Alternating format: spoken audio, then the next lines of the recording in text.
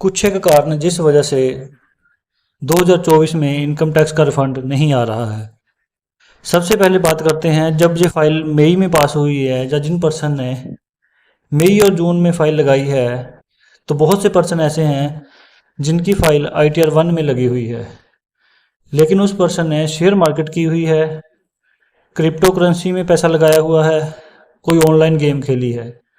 अगर कोई पर्सन ऐसा है जिसने ऑनलाइन गेम खेली है, शेयर मार्केट में शेयर सेल किए हैं, या फिर ऑनलाइन गेम जब बिटकॉइन वगैरह में पैसा लगाया है, तो उनकी ITR 1 नहीं लगनी है, उनकी ITR 2 जाएगी, जिस वजह से उनकी ITR 1 पास नहीं हो रही है। ये एक मेन कारण है जो 2024 में शुरू हुआ है, जिस वजह से जिस भी पर्सन का ऐसी कोई प्रॉब्लम है तो वो एक बार अपनी फाइल को जरूर चेक करें कि कहीं उनको ITR 2 लागू तो नहीं है। दूसरा कारण है, मई और जून में जो फाइलें लगी हैं उसके बीच में बहुत से बैंक ऐसे हैं जिनका इंटरेस्ट लेट अपडेट हुआ है। बैंक का इंटरेस्ट लेट अपडेट होने के कारण उनका जो डाटा है वो मिसमैच कर रहा है। उनका टैक्स ठीक है, फाइल बाकी अदर ठीक है, लेकिन उनके जो बैंक की डिटेलमेंट है, जो बैंक से इंटरेस्ट मिला है, उसका भी ब्यौरा इनकम टैक्स मांग रहा है, जिस वजह से उनकी भी फाइल रिवाइज होगी तभी वो पास की जाएंगी। तीसरा कारण है, बहुत से पर्सन का अकाउंट मिसमैच हो जाता है। ये अकाउंट मिसमैच का कारण ये बनता है कि हर बैंक का ये रूल है कि 4 या 5 साल के बाद उसका जो KYC अपडेट की जाए।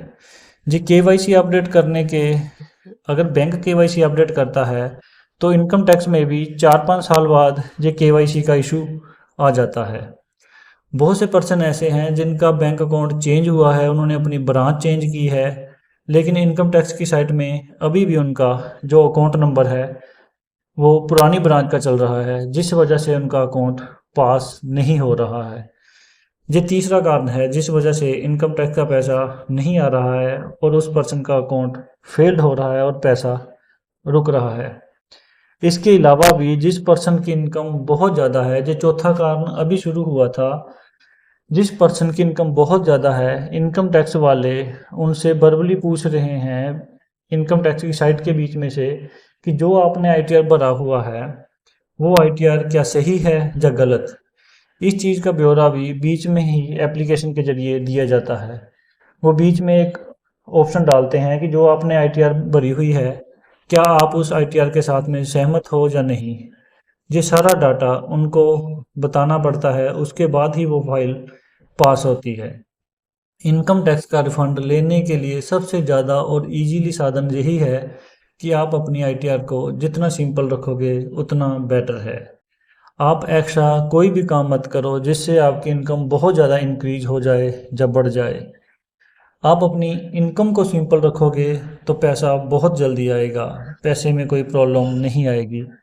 आपकी जितनी इनकम बढ़ती जाती है, आप जितने इनकम के सोर्स ज़्यादा पैदा करोगे अपने नाम पे, तो आपका ITR कॉम्प्लिकेटेड होता जाएगा और कॉम्प्लिकेटेड ITR को पास होने में टाइम लगता है।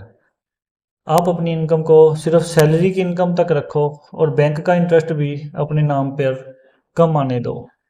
आप अपने बैंक का इंटरेस्ट अपनी वाइफ के नाम पर पैसा ट्रांसफ़र करके उसके नाम पे FD करके करो। अगर आपने कोई भी बिटकॉइन, शेयर मार्केट या किसी में भी पैसा लगाना है तो प्लीज़ अपने नाम पे मत करो, क्योंकि अगले टाइम पे गवर्नमेंट आपकी हर एक चीज़ की देख रही है।